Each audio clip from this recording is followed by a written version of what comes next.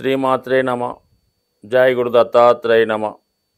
ఈ వీడియోలో మనం సెప్టెంబర్ 1వ తారీఖు నుంచి 16వ తారీఖు మధ్యలో ఏర్పడబోతున్నటువంటి బుధాదిత్య యోగం సింహరాశి వారికి ఏ విధంగా లాభపడుతుంది అన్న విషయాన్ని మనం పరిశీలిద్దాం. అంటే సాధారణంగా ఈ బుధాదిత్య యోగం ప్రతి 3 నెలలకి 2 నెలలకి ఏర్పడుతూ ఉంటుంది. ఎందుకంటే బుధుడు రవి అతి దగ్గరగా సంచరిస్తూ ఉంటాడు. ఈ కారణం వల్ల చాలా ఎక్కువ మంది జాతకాల్లో ఉన్నటువంటి యోగం బుధాదిత్య యోగం. అలాగే ఫ్రీక్వెంట్గా ఏర్పడుతున్నటువంటి యోగం గజకేసరి యోగం. మరి ఇప్పుడు దీని యొక్క ఈ బుధాదిత్య యోగం ఇప్పుడు ఏర్పడుతున్నటువంటి యోగం యొక్క ప్రత్యేకత ఏంటంటే, ఇది సింహరాశిలోనే రవి యొక్క స్వక్షేత్రంలో ఏర్పడడం వల్ల సింహరాశి వారికి అతి బలమైనటువంటి యోగంగా మారడం జరిగింది.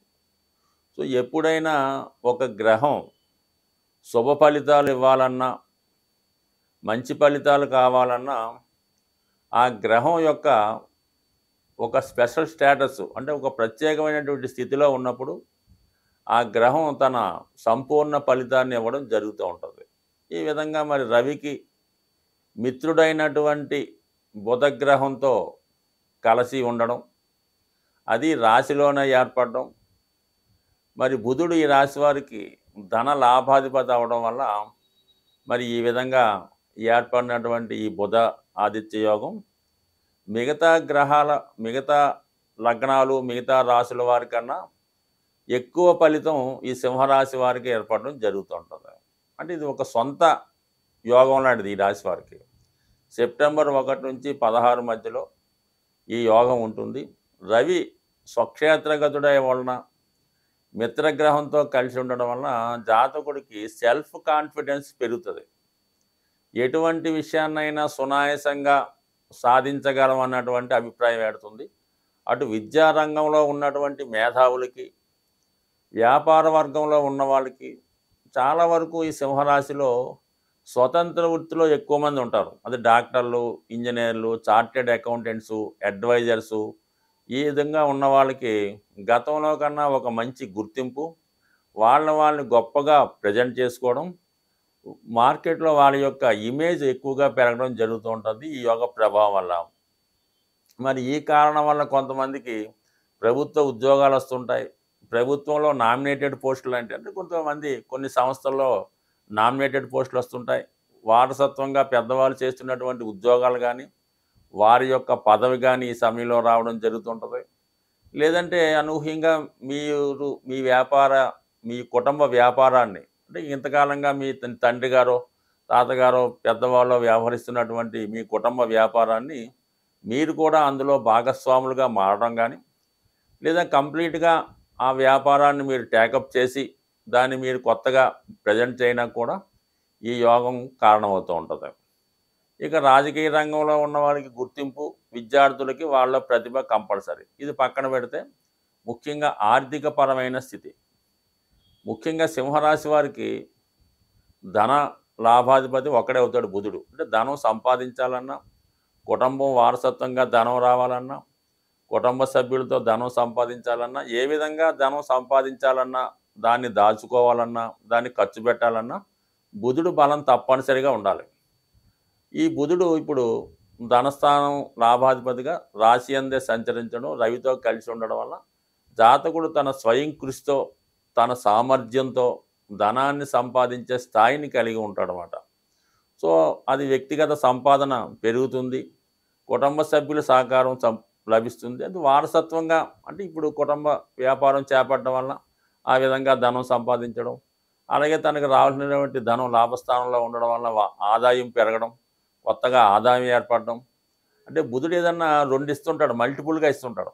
ఖర్చు పెట్టినా 2 రకాలుగా ఖర్చు పెడుతుంటారు, ఆదాయం కూడా 2 రకాలుగా వస్తుంది.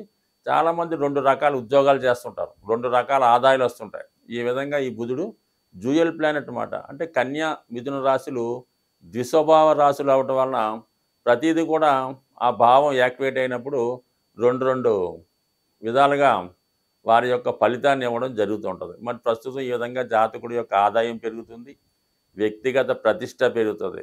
దానికి అదనంగా మరి ప్రస్తుతం శని యొక్క దృష్టి ఈ రవి మీద పడటం వల్ల అది కూడా కొంతవరకు అనుకూలంగా ఏర్పడుతుంది. ఇప్పుడు ఈ యోగ ప్రభావం వల్ల అంటే జాతకుడికి ఏదన్నా రాజకీయ రంగంలో ఉన్న వాళ్ళకైనా, రాజకీయ రంగంలో కార్యకర్తలుగా ఉన్న వాళ్ళకి, లేదంటే మీ పెద్దవాళ్ళు ఏదన్నా ప్రభుత్వ పదవి కానీ, ఒక రాజకీయ పదవి కానీ చేపట్టి ఉంటే ఆ పదవి మీకు ఈ సమయంలో వచ్చే అవకాశం ఉంది. ఫర్ ది సేమ్ టైం ఇంకోటి ఏంటంటే, ఏదో కారణాల వల్ల ఈ సింహరాశిలో ఉన్నటువంటి జాతకుడు తన ఉద్యోగాన్ని గతంలో పోగొట్టుకొని ఉన్నా, ఏదో కారణాల వల్ల ఉద్యోగం మధ్యలో మానివేసి ఉన్నా, ఏదన్నా పదవి కోసమో ఉద్యోగం కోసమో ప్రయత్నం చేసి కొంతకాలం ప్రయత్నం చేసి ఏదో టెక్నికల్ కారణాల వల్ల అది విరమించి ఉంటే, మరి ఈ సమయంలో మీరు గతంలో పోగొట్టుకున్నది తిరిగి సంపాదించుకునే అవకాశం చాలా బలంగా ఉంది. కాబట్టి మరి జాతకుడికి ఈ నెలలో ముఖ్యంగా ఈ బుధాదిత్య యోగం ఏర్పడిన టైంలో గొప్ప ధనయోగాలు ఏర్పడ్డాయి. దానివల్ల ఏంటంటే జాతకుడికి ఈ విధంగా ఆదాయం పెరగడం, పోగొట్టుకున్నది తిరిగి సంపాదించడం జరుగుతూ ఉంటుంది. ఎందుకంటే ధనస్థానంలో శుక్రుడు, లాభస్థానంలో కుజుడు, ఇవన్నీ కూడా ఈ బుధాదిత్య యోగానికి సపోర్ట్ చేస్తూ జాతకుడిని సాధారణ స్థాయి నుంచి ఉన్నత స్థాయికి తీసుకెళ్లే యోగం ఏర్పడుతుంది. ఇప్పుడు ఏర్పడినటువంటి ఈ బుధాదిత్య యోగం ఇంచుమించుగా అన్ని రాశుల వారికి ఏదో విధంగా, అంటే యోగం అంటేనే కలిసి వచ్చేది, ఆ లాభం కలుగుతుంది. అయితే ఇంకా మనకి బాగా కలిసి రావాలి అనుకున్నప్పుడు మరి ఈ బుధాదిత్య యోగ ప్రభావం బాగా అదృష్టవంతంగా రావాలంటే అటు రవిగ్రహాన్ని అటు బుధగ్రహాన్ని మనం ప్రసన్నం చేసుకుంటే ఖచ్చితంగా మీకు ఈ ఫలితం ఇంకా అనేక రెట్లు పెరుగుతూ ఉంటుందన్నమాట.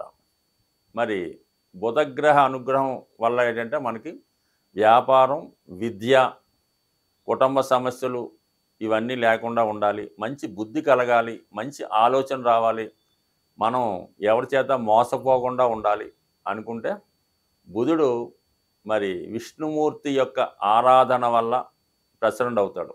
ఓపిక ఉన్నవాళ్ళు మరి విష్ణు సహస్రనామ పారాయణ చేయడం వల్ల, బుధవారం రోజు వెంకటేశ్వర స్వామి ఆలయంలో తులసిమాల సమర్పించడం వల్ల, లేదు మీకు అవకాశం ఉంటుంది మీ గృహంలోనే వెంకటేశ్వర స్వామి చిత్రపటానికి తులసిమాల మీరే స్వయంగా తయారు చేసి అలంకరించడం వల్ల, గోవిందనామాలు పారాయణ వల్ల విష్ణుమూర్తి ప్రసన్నమయ్యే అవకాశం ఉంది.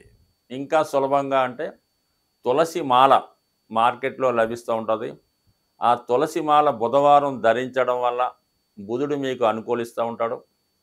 అలాగే విఘ్నేశ్వరుడు, అంటే విద్యార్థులకు విద్య బాగా రావాలంటే, వ్యాపారం అనుకూలంగా సాగాలంటే విఘ్నేశ్వరుని బుధవారం రోజు గరికతో అర్చించడం, గరికతో పూజించడం.